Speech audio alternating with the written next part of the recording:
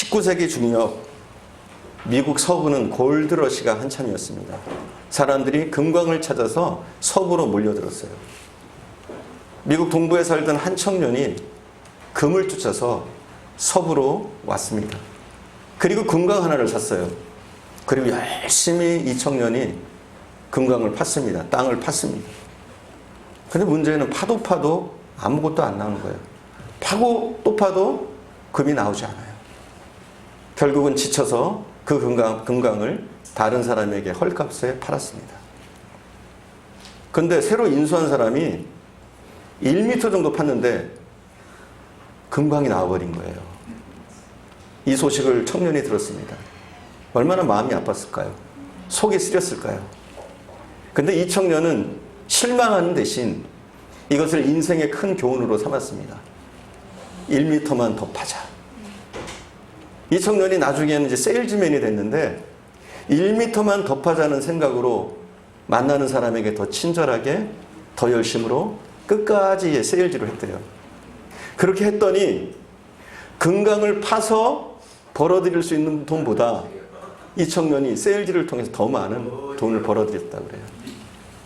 여러분, 우리가 좌절하는 것, 실망하는 것, 낭망하는 것, 이 모든 것은 불신앙입니다. 절대신앙은 무엇이냐? 그럼에도 불구하고 그런 상황 가운데, 어려운 상황 가운데 1m만 더 파자는 생각으로 우리가 다시 도전하는 거예요. 그럼 어떻게 돼요? 전보다 더 좋아져요. 금강을 얻었을 때보다 더 좋아지는 겁니다. 오늘 본문에 보면 한 어린 딸이 귀신 들렸어요. 근데 그의 어머니는 끈질긴 기도를 통해서, 끈질긴 요청을 통해서 이 딸의 귀신을 떠나게 합니다. 이 딸을 고칩니다. 그 사건이 오늘 본문에 나옵니다. 그래서 이 본문에 나온 이 여인의 믿음을 우리가 좀 배웠으면 좋겠어요. 예수님이 이 세상에 계시는 동안 유대의 영역을 떠난 적이 없어요. 근데 딱 한 곳 유대의 영역을 떠난 적이 있는데 이게 언제냐면 바로 오늘 본문입니다. 두로와 시돈 지방으로 예수님이 가신 거예요. 두로와 시돈 지방은 가나안 땅에 속합니다. 이스라엘 유대 영역이 아니에요. 가나안 땅이에요. 그리고 이 본문의 주인공인 이 여자도 어떤 여인이냐? 가나안 여인이에요. 요세푸스의 글에 의하면 두로 지방의 사람들은 이스라엘 사람들을 그렇게 미워했다고 그래요. 그리고 이 여인이 살고 있던 시돈 지방, 이 지방은 굉장히 유명한 지방이에요. 어떤 지방이냐? 여러분, 이세벨이라고 들어봤어요? 이세벨. 아합 왕의 부인이었던 악독한 이세벨. 이스라엘을 우상 숭배로 물들였던 이세벨. 그 이세벨의 고향이에요. 그러니까 한마디로 얘기하면 악한 도시죠. 하나님이 사랑할 수 없는 도시, 악의 도시다 이렇게 봐도 과언이 아닌 곳이에요. 그런데 하나님의 대역사는 이렇게 허름한 곳, 악한 곳, 구제받을 수 없는 곳, 버림받은 곳, 이런 곳에서 일어납니다. 여인의 딸이 귀신 들려서 고통받고 있었어요. 딸도 물론 힘들겠지만 이 고통을 지켜보는 엄마는 더 힘든 거예요. 그렇잖아요? 자녀를 키운 분들은 알잖아요. 자녀가 아파요. 고칠 수가 없어요. 귀신 들렸어요. 안 고쳐져요. 부모의 심정이 어때요? 더 아픈 거예요, 자녀보다. 이 아이를 낫게만 할 수 있다면 무슨 짓을 하고 싶어요. 그래서 배팡으로 어떻게 하면 이 아이를 낫게 할까? 어떻게 하면 이 아이를 고칠 수 있을까? 엄마는 수소문했을 거예요. 그리고 그가 들은 것은 무엇이냐면 예수에 대한 소문을 들었어요. 예수님이란 분이 계신데 그분은 귀신 들린 자들도 낫게 하더라. 중풍병자도 일으키더라. 장님도 눈뜨게 하더라. 이런 소문을 들었어요. 그런 소문을 들었지만 그 당시에는 교통이 이렇게 발달한 때가 아니니까 예수님을 찾아가기는 쉽지 않았어요. 하지만 예수님이 그 동네로 온다는 소식을 이 여인이 접하게 된 거예요. 이 여인은 너무 기뻤어요. 그리고 예수님이 오신다는 그 길목으로 찾아 나갔습니다. 자, 그런데 우리가 신앙으로 서려고 할 때, 우리가 기도하려고 할 때 순탄하게 풀리는 게 아니에요. 뭐가 있어요? 방해꾼이 있어요. 방해꾼. 장애물들이 있습니다. 순탄하게 그냥 기도하게 하고 순탄하게 주님을 만나게 하고 이게 아니에요. 방해물이 있는 거예요. 이 방해물을 넘어야지 우리가 승리하는 거예요. 이 방해물을 넘어야지 우리가 주님의 응답을 받는 거예요. 이 방해물을 넘어야지 우리가 축복받는 거예요. 첫 번째 이 여인이 봉착한 장애물은 무엇이냐? 사람이었어요. 너무나 많은 인파. 언제나 예수님이 가는 곳에는 기적이 일어납니다. 예수님의 가는 곳에는 엄청난 치료 역사가 일어납니다. 그런데 문제는 너무 많은 사람들이 항상 몰려드는 거예요. 이 여인에게도 마찬가지였어요. 너무나 많은 사람이 몰려들어서 예수님께 접근하기조차도 용이하지가 않았어요. 이것이 이 여인이 맞이한 첫 번째 방해물입니다. 이 첫 번째 방해물은 우리도 언제든지 만날 수 있는 방해물이래요. 예수님께 기도하고 싶은데 여러 가지 방해물이 있을 수 있어요. 사람의 방해물, 누가 기도하지 못하게 한다든지 기도하려고 하는데 전화가 온다든지 그러잖아요. 참 희한하지 않아요? 여러분이 기도하려고 집에서 마음 먹고 무릎 꿇으면 꼭 전화가 와요. 그리고 예배 드릴 때 제일 많이 드는 생각이 뭐예요? 불 끄고 왔나? 그것 때문에 설교가 안 들어와요. 불 끄고 왔나? 이것 때문에. 분명히 껐어요. 근데 요즘은 좋은 시절 아닙니까? 놔둬도 되잖아요. 그죠? 켜놔도 자동으로 차단되잖아요. 그러니까 염려하지 마시고 예배 드리세요. 우리에게 이런 방해물들이 있어요. 기도하려고 그러면, 하나님 앞에 나가려고 하면, 하나님을 만나려고 하면, 하나님의 손을 붙잡으려고 하면 항상 뭐가 있어요? 장애물이 먼저 생겨요. 쉽게 그냥 주님께 접근하고 쉽게 기도의 문이 열리고 쉽게 주님께 기도할 수 있는 게 아니에요. 꼭 방해물이 있습니다. 그때 이 여인은 어떻게 했느냐? 방해물을 만났을 때 소리 질렀어요. 큰 소리를 질렀어요. 다윗의 자손 예수여! 소리를 질렀어요. 그리고 뭐라 그러냐? 내 딸이 귀신 들렸습니다. 그랬어요. 여러분, 귀신 들린 게 자랑이에요? 사실은 부끄러운 일일 수 있어요. 그 당시엔 그런 걸 많이 따졌거든요. 딸아이가 귀신 들렸다. 이건 뭐 자랑거리가 아니에요. 하지만 이 여인은 뭐예요? 아이를 살리겠다는 간절한 소망을 가지고 부르짖는 거예요. 내 딸이 귀신 들렸습니다. 귀신 들렸습니다. 부르짖어요. 이것이 기도의 시작입니다. 여러분, 기도가 안 되잖아요. 부르짖으세요. 소리를 좀 높여보세요. 묵상 기도하지 마시고 주님 뭐 이렇게 하지 마시고 좀 소리를 질러요. 부르짖어요. 여러분의 간절한 소망으로 주님 앞에 나가봐요. 그러면 이 기도가 이제 시작되기 시작하는 거예요. 이 여인에게는 이런 믿음이 있었습니다. 방해물을 만났지만, 인적 방해물을 만났지만 이 여인은 결단하고 주님 앞에 최대한 큰 소리로 주님이 인식할 수 있도록 기도를 합니다. 훌륭한 결단이에요. 우리도 마찬가지예요. 부르짖으세요. 그럼 주님이 들으실 수 있어요. 그래서 참 묘한 것은 오늘 본문에 나온 사건은 어떠냐면 이 여인이 그렇게 부르짖었어요. 그런데 예수님의 반응은 너무나 냉담합니다. 우리 함께 본문을 좀 볼까요? 23절입니다. 22절, 23절 우리가 함께 봉독할게요. 22절, 23절. 가나안 여자 하나가 그 지경에서 나와서 소리질러 이르되 주 다윗의 자손이여 나를 불쌍히 여기소서 내 딸이 흉악하게 귀신 들렸나이다 하되 예수는 한 말씀도 대답하지 아니하시니 제자들이 와서 청하여 말하되 그 여자가 우리 뒤에서 소리를 지르오니 그를 보내소서. 예수님이 뭐라고 그래요? 이 여인이 그렇게 소리 지르고 내 딸이 흉악한 귀신에 들렸습니다. 막 소리 지르고 있는데 예수님 뭐라 그래요? 한 말씀도 안 하셔요. 이 여인이 얼마나 소리를 질렀는지 예수님을 따라가던 제자들이 그래요. 예수님 저렇게 떠드는데 돌려보내죠. 쫓아버리죠. 그래요. 그걸 왠지 너무나 잔인하지 않습니까? 예수님은 그런 분 아니잖아요. 우리의 눈물을 보시고 우리의 아픔을 다독여 주시고 우리를 위로해 주시는 주님 아닙니까? 근데 본문에 나타난 주님은 그게 아니에요. 오히려 냉담하고 이 여인을 버린 것 같고 아무 말씀도 안 하시고 그 뒤에 있던 제자들은 한술 더 떠서 저 여자 쫓아보내자 그러고 유독 이 불쌍한 여인에게 이 초라한 여인에게 아무 반응도 안 보이시는 거예요. 자, 만약 여러분이 이런 지경에 이르렀다면 여러분은 어떻게 했을까요? 아이 더러워. 이것밖에 없어? 그리고 아마 돌아섰을 거예요. 그냥 흥하면서. 그죠? 그럼 왜 예수님은 이렇게 하셨을까요? 침묵하셨을까요? 왜 예수님은 이 여인이 그렇게 소리 지르는데 침묵으로 일관하셨을까요? 이에 대해서 신학자 카르라는 분은 이렇게 분명히 말했어요. 예수님께서 그 여인이 가진 작은 믿음의 씨가 자라기를 기다리고 계셨다. 이렇게 얘기해요. 그 여인에게 있는 이 작은 믿음의 씨, 이 믿음의 씨가 커지기를, 자라기를 바라셔서 침묵하셨다. 이렇게 말을 하고 있어요. 동의하십니까, 여러분도? D.L. 무디라는 분이 있어요. D.L. 무디라는 분은 굉장히 유명한 전도자입니다. 이분의 교회가 이제 시카고에 있었는데 어느 날 이 시카고에 큰 화재가 난 거예요. 하루 동안 불이 난 거예요. 진화가 안 됐어요. 하루 동안. 그렇게 하다 보니까 이 무디의 교회가 불타버렸어요. 무디의 교회는 그동안 교회를 짓기 위해서 기도해 왔어요. 이제 성전이 삐뚤어지니까 좀 확장할 수 있도록 하나님 은혜를 달라고 성도들이 막 기도해 왔는데 오히려 성전이 불타버린 거예요. 이 소식을 들은 기자들이 벌떼처럼 몰려들었어요.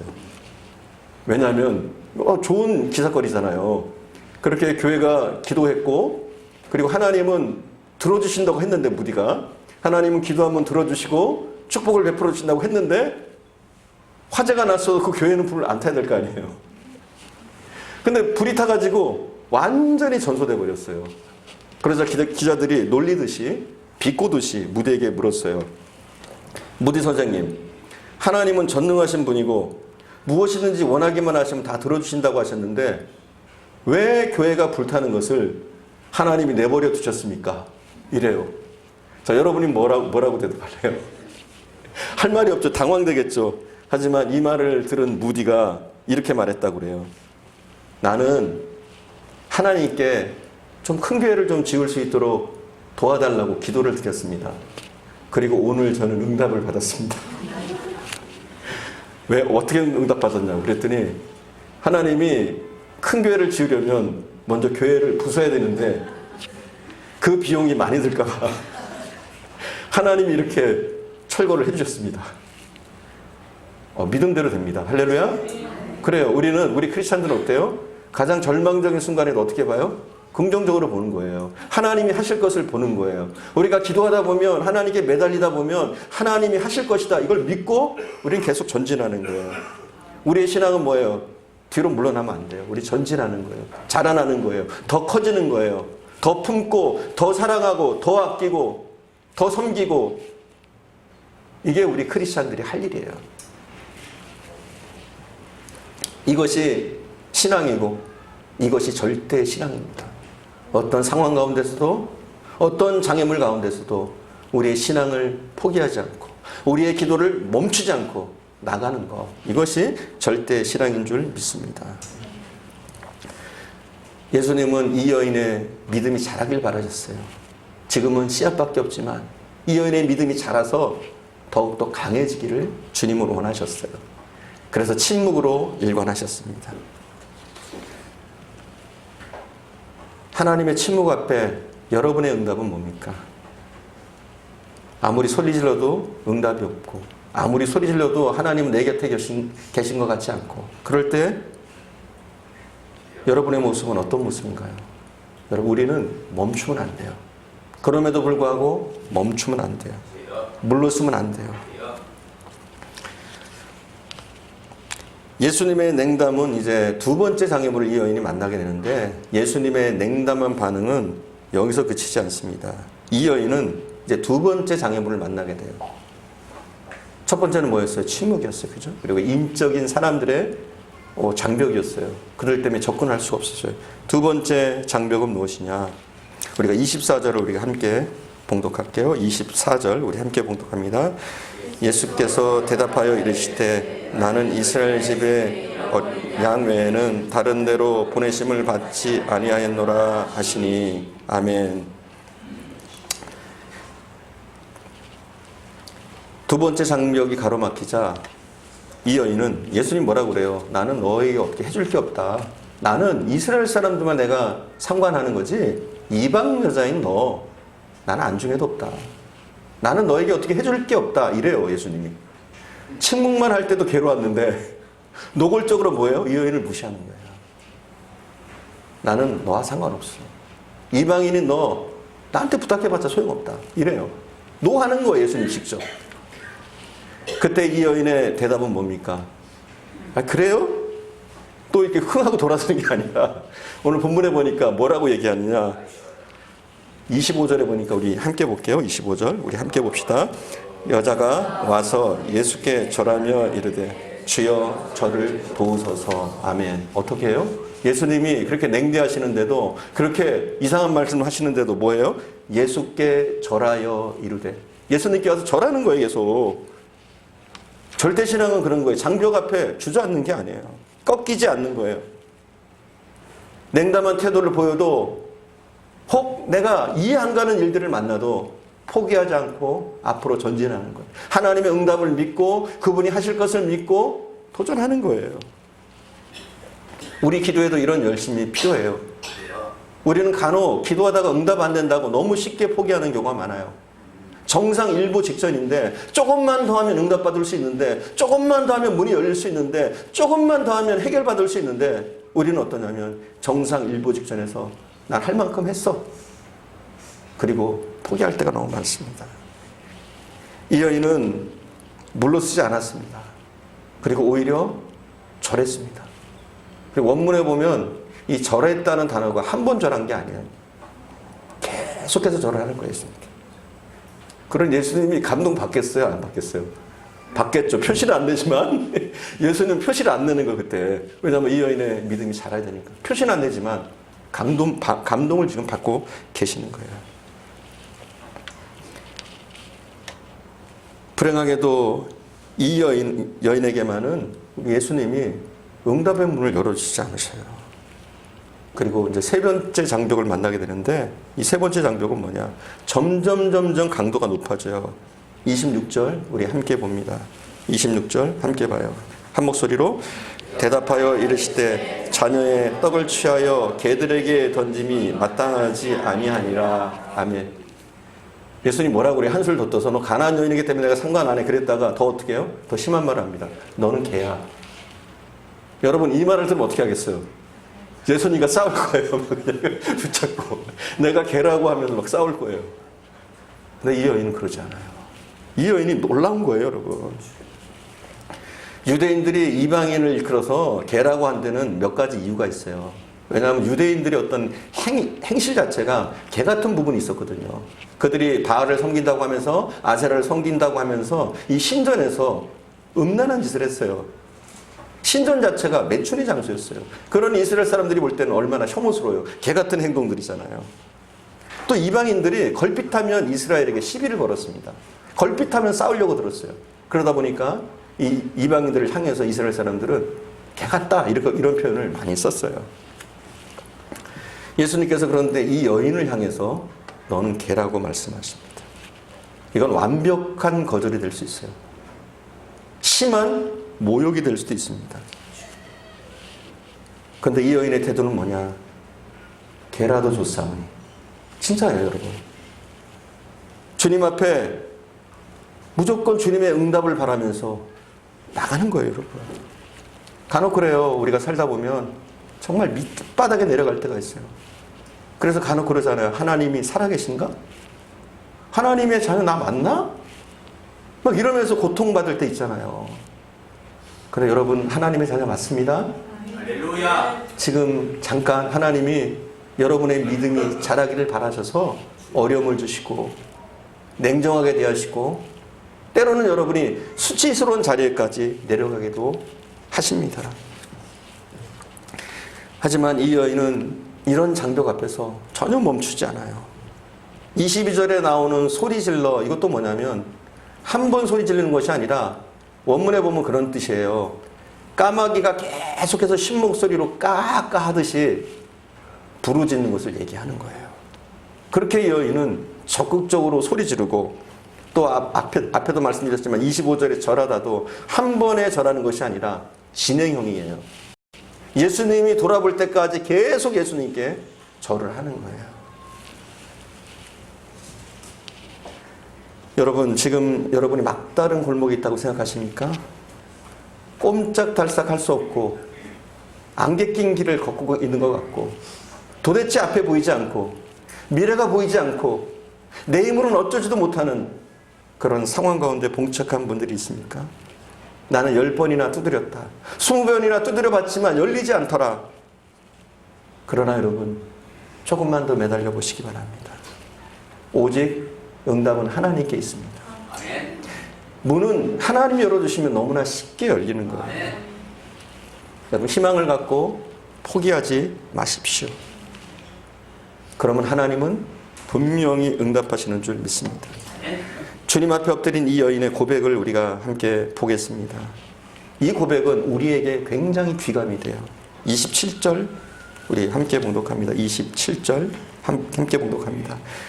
여자가 이르되 주여 올소이다마는 개들도 제 주인의 상에서 떠져지는 부스러기를 먹나이다 하니, 이 여인이 한 마리의 개로 취급당합니다. 그때 뭐라 그래요?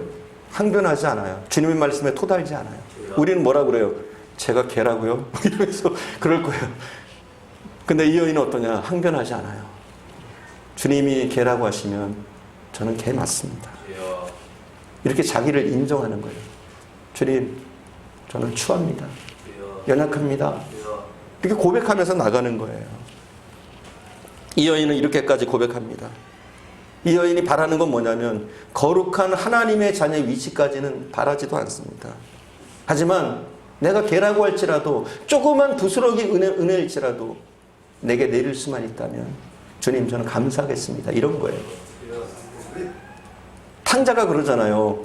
이제 아버지께 돌아와야 되는데 분명히 아버지의 아들이잖아요. 근데 탕자가 아버지께 돌아가면서 어떤 생각을 합니까? 아버지의 아들이라고 칭함을 받기가 너무나도 부끄럽습니다. 종 중에 하나로 여겨주소서. 이 탕자의 고백이죠, 이게. 이 여인도 그런 고백인 거예요. 주님, 저는 이방인이고 하나님을 모르고 살고 범죄하고 살았습니다. 개 맞습니다. 하지만 개들도 주인의 상에서 떨어지는 부스러기를 먹습니다. 그 부스러기 은혜라도, 그 부스러기라도 먹을 수 있는 주님의 개라도 좋사오니 그렇게 되게 하옵소서. 이게 이 여인의 고백이에요. 절대 주님의 음성에 반박하지 않습니다. 오직 아멘뿐입니다. 우린 어때요? 항상 주님 말씀에 아멘 하나요? 아니에요. 가려서 많이 하죠. 내게 유리한 것은 아멘하고 하나님의 말씀일지라도 유리하지 않는 것은 아멘하지 않고 어떻게 돼요? 노멘하죠. 그렇죠? 근데 이 여인은 뭐냐? 무조건 아멘이에요. 하나님의 말씀이라면, 하나님이 말씀하셨다면, 예수님이 말씀하셨다면 너는 개야. 그래도 아멘. 이게 쉬운 게 아니에요, 말처럼. 그런데 그렇게 하더란 말이에요. 이 본문의 여인은 예수님의 말씀에 전적으로 순종하고 전적으로 동의하고 적극적으로 찬송하는 것을 보게 됩니다. 여러분, 믿음의 사람은 결코 하나님께 반항하지 않아요. 하나님의 말씀에 토달지 않아요. 하나님의 뜻에, 하나님의 의지에 반발해서 살지 않아요. 때로는 하나님의 말씀이, 하나님이 내게 요구하시는 것이 내 이성과 맞지 않습니다. 내 상식과 들어맞지 않아요. 내가 원하는 것과 하나님이 원하는 것이 다를 수 있습니다. 그런데 절대 믿음은 내가 가지고 있는 나의 자의식이 아니라 하나님의 뜻에 나의 모든 것을 맞추는 것. 이게 절대 신앙인 거예요, 여러분. 하나님이 때로는 용기를 주든지 나를 실망시키든지 나를 책망하시든지 위로하시든지 응답을 주시든지 침묵하시든지 살리시든지 죽이시든지 거두시든지 돌려주시든지 높여주시든지 나를 낮추시든지 무조건 아멘하며 주님을 따라가는 것. 진정한 믿음은 그런 거예요. 내 뜻과 하나님의 뜻이 다를 때 내 뜻은 버리는 거죠. 그치? 그리고 하나님의 뜻에 순복하는 것. 그게 뭐예요? 절대의 신앙입니다. 여러분, 하나님 말씀에 아멘 하시기 바랍니다. 그때 하나님이 이기게 하실 겁니다. 여러분이 보실 때는 이건 예스 할 수 없어. 이건 아멘 할 수 없어. 그런 상황도 하나님 앞에 아멘 하면 문제가 풀리고 열리고 새로워질 줄 믿습니다. 현대인들은 너무 똑똑해요. 너무 많이 배우고 너무 상식이 풍부하고 너무 많이 알아요. 그러다 보니까 자기의 주관적인 생각이 하나님의 생각을 앞지를 때가 굉장히 많아요. 그래서 얼마나 많이 항변합니까? 왜 하나님 이렇게 하시죠? 항변들 많이 하잖아요. 절대신앙은 그렇지 않아요. 하나님이 말씀하셨으면 순종하는 거예요. 네, 그렇습니다. 주님의 말씀이 맞습니다. 하나님의 말씀이 맞습니다. 순복하며 힘들고 어렵지만 주님이 원하시는 그 길을 가는 것. 이게 절대 신앙이라는 거예요. 절대 신앙은 난관이 있어도 절대 포기하지 않습니다. 절대 신앙은 또 열심을 냅니다. 이 여인이 그러잖아요. 지속적으로 소리를 지르고 지속적으로 주님 앞에 절하면서 나가잖아요. 포기하지 않고 열심을 가지고 주님 앞에 나갑니다. 열심은 인생의 엔진 같아요. 그리고 이 엔진도 마찬가지예요. 엔진에는 뭐가 있어야 돼요? 엔진만 있으면 돼요? 엔진에 불이 붙어야죠. 예, 불이 붙어야죠. 예, 기름도 필요할 테고 또 불도 마찬가지죠. 성령을 뜻하는 거예요. 우리의 열심 가운데 성령에 부어주시니 은혜가 나타나는 거예요. 여러분의 엔진을 만드시고 열심을 내실 때 성령께서 부어주시고 이루어주시고 새롭게 하실 줄 믿습니다. 이 여인은 첫 번째 장벽, 두 번째 장벽, 세 번째 장벽을 만나도 포기하지 않고 자기에게 가진 열정을 보여줍니다. 그랬더니 예수님이 뭐라고 하시느냐? 우리가 함께 보겠습니다. 우리 예수님이 하신 말씀 28절입니다. 이에 예수께서 대답하여 이르시되 여자여 내 믿음이 크도다. 내 소원대로 되리라 하시니 그때로부터 그의 딸이 나으니라. 아멘. 할렐루야. 딸이 낳았어요, 안 낳았어요? 낳았어요. 그리고 예수님이 뭐라고 하느냐? 여인아 이렇게 말씀하셔요. 근데 이 여인이라는 말도 원문에 보면 이거예요. 오 여인이여. 뭐예요? 감탄사예요, 감탄사. 예수님이 감동하시는 거예요. 하나님이 감동하시는 거예요. 이 여인의 믿음에. 지금까지 이 여인의 믿음이 자라길 바랐는데 이 여인의 믿음이 어느 정도냐? 주님을 감동시키는 거예요. 오 여인이여. 감동시키는 거예요. 무시해도 물러서지 않고 개라고 해도 주님 앞에 절하는 이 여인을 보면서 이 여인의 절대 믿음을 보면서 절대 신앙을 보면서 주님이 감동하시는 거예요. 그리고 뭐라고 그래요? 그럼 끝나는 거예요, 여러분. 여러분도 주님을 좀 감동시켜 보세요. 그러면 끝나는 거예요. 모든 문제가 해결되는 거예요. 주님이 감동하시면 문제가 해결되는 줄 믿습니다. 그것이 아무리 얽히고 고통스럽고 힘든 문제일지라도 주님이 감동하시면 주님을 감동시켜 보세요. 오 여인이여. 이 여인이 받았던 것처럼. 그리고 주님 말씀하시죠. 네 믿음대로 되라. 네 딸이 낳았다. 이렇게 말씀하셔요. 이 여인의 믿음은 그랬습니다. 부스러기라도 좋습니다. 여러분 주님의 부스러기는 우리에게는 태산입니다. 주님의 부스러기 한 토막이면 우리의 모든 문제를 해결됩니다. 주님의 부스러기였지만 이 딸은 그시로 나았습니다. 주님이 한 번만 관심 가져주시면 우리의 모든 문제는 해결됩니다. 주님의 은혜 부스러기 한 토막이면 우리는 구원받고도 남습니다. 주님의 부스러기 은혜면 지옥의 문이 닫히고 천국의 문이 활짝 열리는 줄 믿습니다. 주님의 부스러기 한 토막이면 이 교회, 우리 분당중앙교회 성령의 불이 붙을 줄 믿습니다. 주님의 부스러기 은혜면 이 민족을 살릴 수 있습니다. 우리의 가정을 살릴 수 있습니다. 여러분도 구하십시오. 부스러기라도 줬사오. 주님, 이 연약한 나를 붙잡아 주십시오. 주님께 순복하겠습니다. 이제 순종하겠습니다. 주님의 말씀이라면 나의 상식과 나의 이성과 맞잖아도 이제 무조건 순종하겠습니다. 그 어떤 좌절과 그 어떤 장벽 가운데서도 주님이 하실 것을 믿고 주님의 손을 붙잡게 하옵소서. 내 방법, 내 뜻, 내 머리로 하는 것이 아니라 주님이 하실 것을 믿고 나의 모든 뜻, 나의 의지를 주님께 맡기고 주님이 원하시는 길 가게 하옵소서. 우리가 이렇게 순복하면서 절대 믿음으로 서길 바랍니다. 절대 믿음은 어때요? 절대 신앙은 어때요? 절대 성공하는 거예요. 절대 승리하는 거예요. 절대 복을 받는 거예요. 저와 여러분이 이러한 은혜와 복을 받아 누리기를 간절히 축원드립니다.